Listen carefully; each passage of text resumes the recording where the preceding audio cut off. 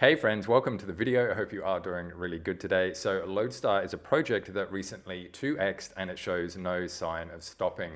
I've personally invested into this project. I've mentioned this project in passing in other videos as one to watch out for, but in this video, I'm actually going to go into detail about how it actually works. And I'm also going to show you my next take profit zone if you're interested in that, and also why Lodestar is a project that you do want to keep your eyes on. In a nutshell, Lodestar is a borrowing and lending protocol where you can make money by lending your assets to other people, by staking or borrowing against your assets. The website does look really good, but it doesn't actually tell us much info, so we need to go to the docs. And on their light paper, you can see that Lodestar describes itself as an algorithmic borrowing and lending protocol that is aiming to bring the critical DeFi primitive of decentralized money markets to Arbitrum communities. And some of the key features are you can earn interest on Arbitrum assets like Magic, DPX, and GLP. You can also collateralize your deposits.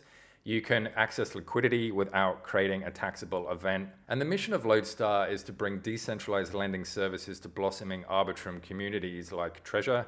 Treasure was a project I did a video on quite a while ago, and it's kind of like the Steam of crypto. So it's a collection of gaming protocols that you can look at on Treasure. Also communities like Dopex, which is a DeFi options exchange, and Plutus, which is a DAO aggregator. So in other words, it's letting you borrow and lend assets on the Arbitrum network, which aren't actually on any of the other networks, and there's no other way to do this with these assets. And a little bit later, I'm going to tell you why that is so important on the Arbitrum network. There's a couple of risks with this project, and the first one is the fact that they did suffer an exploit when they first launched where somebody actually stole a whole bucket load of cash from them.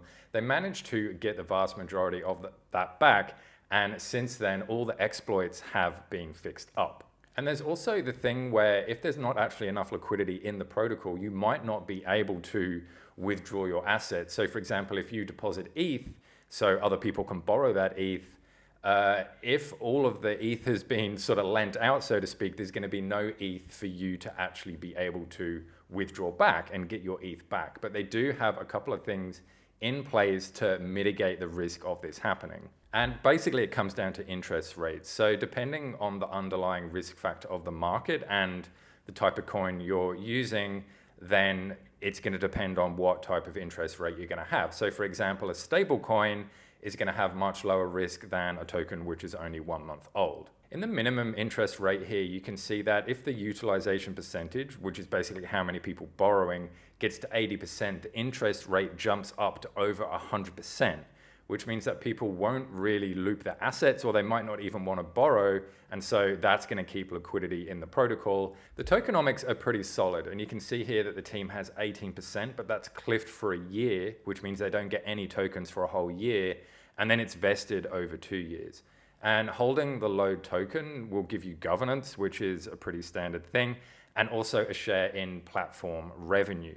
And this is actually a biggie, because if you look at the TVL, which is the total value locked, which is basically how much money is in it, then Arbitrum is actually the 4th largest blockchain in crypto at the moment. In fact, it's so big that it's bigger than Avalanche and Polygon combined. Arbitrum is predicted to explode in the next bull, and because of all the grants that they're actually giving out, a lot of liquidity is going to be flowing through Arbitrum, which is why a lot of developers are flocking to it to build on it. A lot of these projects are starting to pump, and the project that I'm part of the team, which is ACCRU, that's why we chose Arbitrum, and that's why we're so excited to be launching soon on the Arbitrum chain. I'm going to go into now my 2 take profit zones, which I'm looking at for LODE. So I bought LODE on the 24th of October. So my first take profit zone was around 69 cents because it acts as a good level of support and resistance. So there's a lot of liquidity that moves in that area. And you can see here on this chart that my next take profit zone is around $1.17, which is the next level of support and resistance. And if it breaks through even higher, then that's great. But if it does retrace and break support going back down, then in my opinion, that's okay too, because for me, that is just going to be another buying opportunity.